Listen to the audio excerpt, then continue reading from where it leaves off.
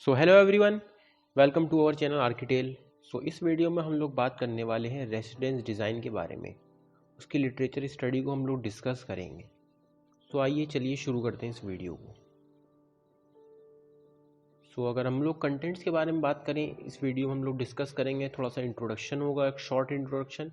उसके अलावा स्पेसेस कौन कौन से इस्तेमाल होते हैं रेसिडेंस में। उसके बाद हम लोग बात करेंगे लिटरेचर स्टडी, जो कि हम लिविंग रूम, जो मेन स्पेसेस होते हैं जैसे कि living room, bedroom, washroom, kitchen, dining space and then parking and storage spaces, इन सबको हम अच्छे से डिस्कस करेंगे इस वीडियो में। Basic introduction. What is a residence? A residence is a place used as a home or dwelling. Residence is generally normally a building or anything, any space or a place which is generally used as a home or a dwelling. So now what are the spaces required in a residence?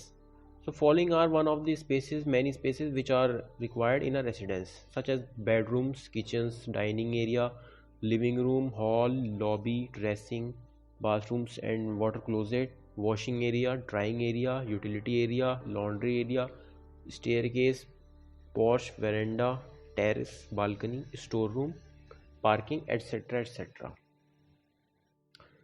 अब इसके बाद हम लोग detail में बात करते हैं। Start करते हैं पहली लिटरेचर स्टडी, जो कि हमारी लिविंग रूम की, और अ ड्राइंग रूम और अ लिविंग स्पेस भी कह सकते हैं हम इसको। What is a living room? Living room is generally a room in a residential house or an apartment for relaxing and socialising.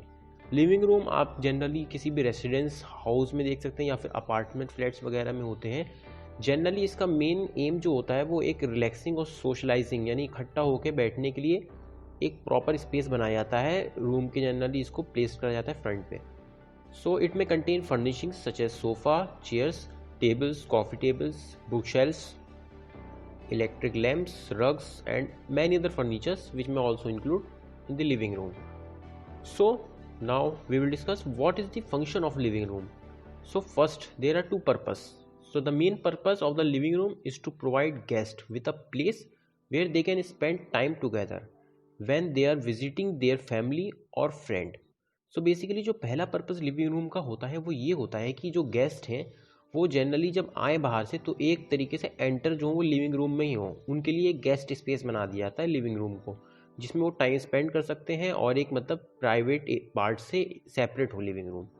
Second जो इसका मेन इम्पॉर्टेंट है वो ये है कि it should be a place to relax and enjoy one self. It should be an excellent place to hold conversations. Living rooms को generally place इस तरीके से करा जाता है कि वो एक रिलैक्सिंग उसका एटमॉस्फेयर क्रिएट हो और एक टाइप का मतलब एंटरटेनमेंट टाइप क्रिएट हो जाए, फैमिली एरिया के टाइप भी यूटिलाइज हो सके उसको। मतलब इस तरीके से एक्सीलेंट प्लेस करते हैं कि मतलब कन्वर्जेशंस वगैरह के लिए इक्वली प्रॉपरली होल्ड हो। Now moving on to the next, what are the special requirements for a living room? Living room के लिए क्या क्या स्पेशल कुछ रिक्वायरमेंट्स हैं जो ज़रूरत है। First one is the it should be located near the entrance. Living room को हमेशा हमें एंट्रेंस में प्लेस करना चाहिए। Oriented the living room to capture the best view from the site. Living room को इस तरीके से आप ओरिएंट करिए या फिर प्लेस करिए ब्लॉक में उसका कि मतलब साइड का उसका बेस्ट व्यू मिले। यानी ऐसा नहीं कि आपने लिविंग रूम बीच में रख दिया, आपको किसी मतलब पर्टिकुलर जैसे फ्रंट पे आपने रखा, जैसे पहली लाइन में पढ़ा एंट्रेंस के पास फ्रंट में, तो वहाँ से आपको एक प्रॉपर व्यू मिले। Location should not allow view of the private spaces like kitchen, bathrooms etcetera और बेडरूम्स। लोकेशन जो इसकी इस तरीके से होनी चाहिए कि मतलब आपको वहाँ से एक प्रॉपर व्यू ना मिले, किचन का हो गया, चाहे बाथरूम का हो गया या बेडरूम्स का हो गया, इसका व्यू जो है आपको ब्लॉक करना पड़ेगा। Location of the living room should allow direct access to living room as we enter the residence. यानी लिविंग रूम का जो दरवाज़ा होता है, डोर, वो जो है बाहर के एंट्रेंस से डायरेक्ट एक्सेस उसका होना चाहिए। ऐसा नहीं होना चाहिए कि लिविंग रूम आपका कहीं मतलब अंदर जाके प्लेस्ड है। तो ये कुछ स्पेशल रिक्वायरमेंट्स हैं जो कि लिविंग रूम के लिए आपको रिक्वायर्ड होती हैं। अब हम लोग बात करेंगे standards for a living room, यानी लिविंग रूम के लिए हमें कौन कौन से स्टैंडर्ड्स की ज़रूरत पड़ती है। Standard size of living room में range from 4.2 metre to 4.8 metre to 5.4 by 7.2 metre. यानी कि आपका जो स्टैंडर्ड लिविंग रूम का साइज़ होता है वो इतने से इतने मीटर तक होता है, यानी कि 14 बाय 16 फीट से लेके 18 बाय 24 फीट तक आप ले सकते हैं। मे बी मैक्सिमम इससे ज़्यादा भी हो सकता है, वो आपकी स्पेस और साइट पे डिपेंड करता है। So minimum area required 200 square feet और 20 स्क्वायर मीटर, यानी कि मिनिमम एरिया जो है आपका 200 स्क्वायर फीट होना ही चाहिए लिविंग रूम का। The minimum width of the living room should at least 12 से 14 फीट और 3.5 to 4 मीटर। जो विड्थ होती है लिविंग रूम की वो मिनिमम जो होती है आपकी कम से कम आपकी 3.5 या 3 या 4 मीटर तक होनी चाहिए। वो भी ये सब चीज़ें आपकी डिपेंड करती हैं आपका कितना प्लॉट एरिया है और क्या साइज़ है। Minimum door size should be 3 feet and also a सिल हाइट शुड बी 3 फीट और 900 mm। सो ये कुछ स्टैंडर्ड्स हैं बेसिक एरिया के हिसाब से। अब हम लोग बात करते हैं इसके लेआउट्स, डिफरेंट लेआउट्स। यहाँ पर आप फिगर देख सकते हैं कि किस तरीके से मतलब लेआउट्स को सेट करा गया है उसकी according to their function, like in a circular way for applying for a conversations and in a rectangular manner and different types of seating arrangement furniture layouts। So generally इसमें आप एक चीज़ notice करेंगे यहाँ पर जो आप अगर आप कन्वर्जेशन के लिए अप्लाई कर रहे हैं यहाँ पर लिविंग रूम में, जैसे आपको सोफ़ा लगाना है तो मैक्सिमम जो उसकी दूरी वगैरह होगी, जो एक सर्किल बनेगा उसमें वो 10 फीट का डायमीटर होना चाहिए, नॉट मोर देन 10 फीट। ये एक बेसिक थिंग है, लेआउट्स को ध्यान में रखते टाइम आपको ध्यान देना पड़ेगा। नेक्स्ट हम लोग बात करते हैं different activities performed in a living room, कि लिविंग रूम में कौन कौन सी एक्टिविटीज़ परफॉर्म होती हैं। जैसे कि मैंने आपको बताया कन्वर्जेशन वहाँ पर होती है, फैमिली गैदरिंग हो सकती है। लिविंग रूम का एज अ मल्टी फंक्शनल भी यूज़ कर सकते हैं, पीछे जैसे आप देख रहे हैं यहाँ डेस्क वगैरह सम टाइम स्टडी ऑफिस बना दिया, और एक एक्टिविटी रूम के तौर पर भी यूज़ हो सकता है। ठीक है, यहाँ पर आप और भी फिगर देखेंगे, listening to music, watching television, different types की एक्टिविटीज़ परफॉर्म होती हैं लिविंग रूम में। अब हम लोग बात करते हैं different types of sofa seating used in a living room. So अगर different types of sofa seating की हम लोग बात करें तो यहाँ पर कुछ सोफ़ाज आप देखेंगे, जैसे 3 सीटर हो गया, या फिर एक सोफ़ा विद चेज हो गया, या फिर एल सेक्शन सोफ़ा हो गए। तो ये डिफरेंट टाइप्स के सोफ़ा हैं। सिंगल सोफ़ा हो गया जैसे कि अपॉल्स्टर चेयर टाइप का आपका। उसके अलावा अगर आपका सिर्फ लेफ़्ट कॉर्नर सोफ़ा है, सम एंगल टाइप के सोफ़ाज हैं। सो यहाँ पर इसमें डिफरेंट डायमेंशंस भी दे रखी है, किस टाइप के आपके सोफ़े यूज़ करने हैं वो आपकी लेआउट पर डिपेंड करता है। उसके बाद हम लोग बात करेंगे what are the dimensions for the various furnitures used in the living room, कि लिविंग रूम में कौन कौन से डिफरेंट जो फर्नीचर्स यूज़ होते हैं फर्निशिंग्स में, वो उसके डायमेंशंस क्या होते हैं। जैसे कि आप यहाँ माने 3 सीटर सोफ़ा है, उसके अलावा ये आर्म चेयर है तो इसकी डायमेंशन कितनी होगी, यहाँ पर आप लोग देख सकते हैं। जैसे 3 सीटर सोफ़ा है तो वो 2.1 मीटर बाय 900 mm का होना चाहिए। उसके अलावा अगर आपकी नॉर्मल कोई चेयर है तो वो कितनी क्या डायमेंशन होनी चाहिए उसकी। उसके अलावा आपका अगर यहाँ सोफ़ा है तो जैसे कि आपका सोफ़े की मतलब विड्थ कितनी होनी चाहिए, 22 सेंटीमीटर। यहाँ डिफरेंट फर्नीचर्स हैं, उसके हिसाब से उसकी डायमेंशन दे रखी हैं। सो नेक्स्ट हम लोग बात करने वाले हैं लिविंग रूम के बारे में, कंप्लीट हो गया। सो नेक्स्ट हम लोग अब बात करेंगे लिटरेचर स्टडी बेडरूम। सो बेडरूम को डिस्कस करते हैं। So let's start. So what is a bedroom? So a bedroom is a room of a house, hotel, apartment, duplex, or any space where people sleep. A typical bedroom contains as bedroom furniture 1 or 2 beds, a closet, a bedside table, and dressing table, both of which usually contain drawers. So bedroom कोई भी एक room हो गया जिसमें particularly जो main आपका function होता है वो होता है to accommodate a person for a sleep. Next thing is the what are the furnishing contain in the bedroom. So bedroom में जो फर्निशिंग्स इस्तेमाल होते हैं वो आपके नॉर्मली आप लोग जानते हैं कि बेड्स, क्लोजेट हो गए, आपके अलमीराज वगैरह, साइड टेबल हो गई, उसके अलावा ड्रॉर्स वगैरह के साथ एक ड्रेसिंग टेबल हो गई, ये सब चीज़ें। So what is the function of bedroom? Bedroom का फंक्शन क्या है? So the bedroom serves many functions. A bedroom can be a place to sleep, study, entertain friends, share and relax. Now what are the special requirements for a bedroom? Bedroom के लिए कौन कौन सी special requirements है उसके discuss कर लेते हैं। It should be located near washrooms. Washrooms के नियर या फिर वॉशरूम्स को इनकॉर्पोरेट करके हमें बेडरूम को डिज़ाइन करना चाहिए। East exposure is best for the bedrooms. So east exposure जो है बेस्ट है बेडरूम के लिए। जैसे कि आप लोग जानते हैं जो सनराइज़ होता है वो वहाँ ईस्ट से होता है। सो जनरली इसको हम इस तरीके से लेते हैं कि सुबह का मतलब सूरज जो है वो डायरेक्टली आपके रूम में एंटर हो, इसलिए बेडरूम्स को हम ईस्ट में एक्सपोज करते हैं। Bring in plenty of light and sufficient storage. Light को एक प्रॉपर, हमें नेचुरल लाइट हो चाहे वो आर्टिफिशियल लाइट हो, उसको एक मतलब एम देना चाहिए कि प्रॉपर हो, और एक सफिशिएंट मतलब स्टोरेज भी प्रोवाइड हो बेडरूम से। Keep the layout simple. Layout को हमें सिंपल रखना चाहिए प्रॉपर एंथ्रोपोमेट्री के हिसाब से। Set a relaxing mood using colours and lighting. एक हमें रिलैक्सिंग मूड क्रिएट करना चाहिए, कलर्स का भी इस्तेमाल कर सकते हैं और लाइटिंग का भी। Light to medium interior colour is preferable.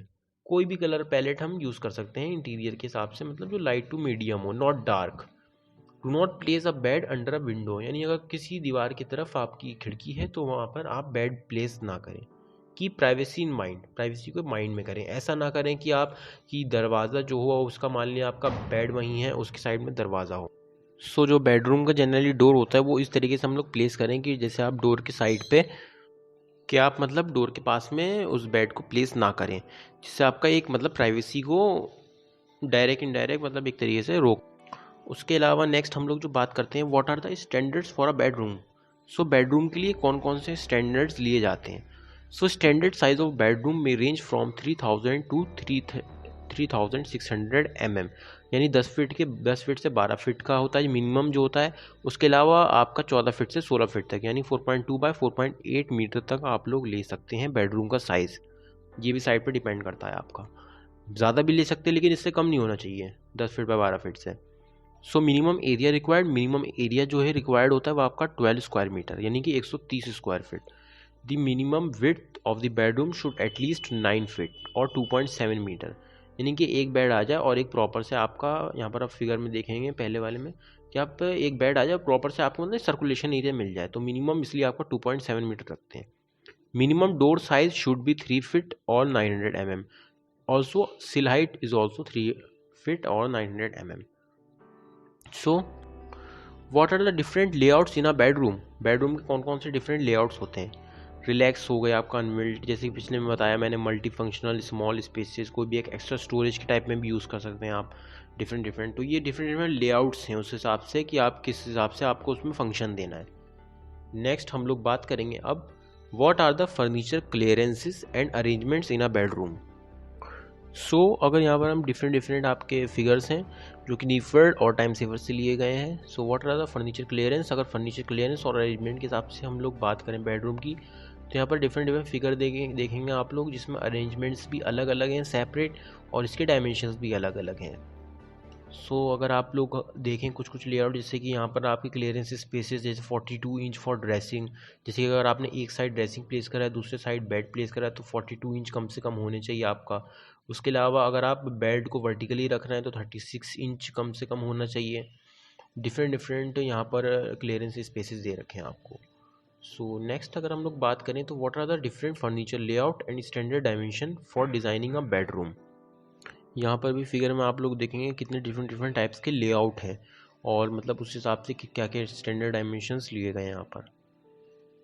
So next चलते हैं हम लोग फर्निशिंग्स के ऊपर। So what is the standard dimension for a bed in bedrooms. So यहाँ डिफरेंट साइजेस के और टाइप्स के बेड हैं, जैसे कि क्वीन होते हैं, कुछ डबल साइज़ होते हैं, कुछ सिंगल ट्विन होते हैं, कुछ ओलंपिक क्वीन होते हैं, कुछ किंग होते हैं, कैलिफोर्निया किंग होते हैं। तो ये सब नेम्स हैं जो अकॉर्डिंग टू जो साइज़ को डिफ़ाइन करते हैं। जैसे कि आपको अगर यहाँ पर सिंगल चाहिए तो 900 बाई 800 में आपका लगभग हो जाता है। उसके अलावा अगर आपको बिल्कुल ही कैलिफोर्निया किंग चाहिए तो वो 1800 हॉरिजॉन्टली, और वर्टिकली कम से कम आपका 2100 होना चाहिए। तो इस हिसाब से ये डिफरेंट साइजेस और स्टैंडर्ड डायमेंशंस होते हैं बेड के।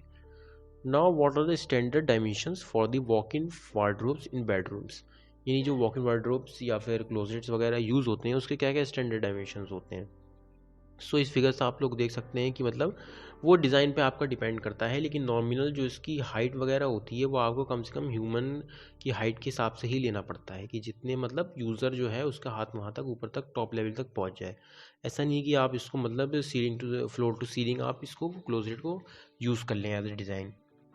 यहाँ पर एक एग्जांपल देखें कि आपका 2 साइड अगर क्लोजेट है तो आपको कम से कम 7 फीट देना पड़ेगा। सो the next thing is the last thing, and also what are the standard dimensions for the bed alcoves and wardrobes in bedrooms. So bed alcoves वगैरह की और wardrobes की क्या डायमेंशन होती है। सो alcoves में बताना चाहूँगा कि alcoves जैसे कि आप कभी कभी देखा होगा किसी डिज़ाइंड बेडरूम्स में कि जैसे कोई विंडो एरिया को एक से मतलब बाहर से तो वो निकल गया और अंदर से आपने उसको थोड़ा सा एक स्पेस छोड़ दिया उसके अंदर सिल टाइप का, उसमें आपने एक बेड क्रिएट कर दिया, बेड और सिटिंग स्पेस, तो उस चीज़ को हम एल्कोव्स कहेंगे। सो जनरली इसके डायमेंशंस भी वेरी करते हैं कि आप किस टाइप का कितना टॉल एल्कोव यूज़ कर रहे हैं। उसके अलावा वार्डरोब्स क्या क्या हैं उसके, मतलब कौन कौन से आप फर्निशिंग यूज़ कर रहे हैं वार्डरोब के अंदर, क्या क्या आपको रखना है, उस हिसाब से आपका डिज़ाइन होगा। फिर डिज़ाइन के हिसाब से आपके वार्डरोब की डायमेंशंस तय होंगी। उस हिसाब से आप लोग हर चीज़ को मतलब सेट करेंगे अरेंजमेंट को, कितना स्टैंडर्ड डायमेंशन चाहिए, कितना आपको क्लियरेंस चाहिए, और किस किस हिसाब से आपको डिज़ाइन करना है लेआउट्स उसके। सो इस आज की इस वीडियो में हम लोग लिविंग रूम और बेडरूम के बारे में बात करने वाले हैं, जो कि हम कर चुके हैं। और नेक्स्ट वीडियो में अब हम लोग बात करेंगे डिफरेंट डिफरेंट स्पेसेस की जो कि रह गए हैं, जैसे किचन हो गया, वॉशरूम हो गया, स्टोरेज और पार्किंग के बारे में। So thank you for watching this video and please subscribe my channel. So thank you so much.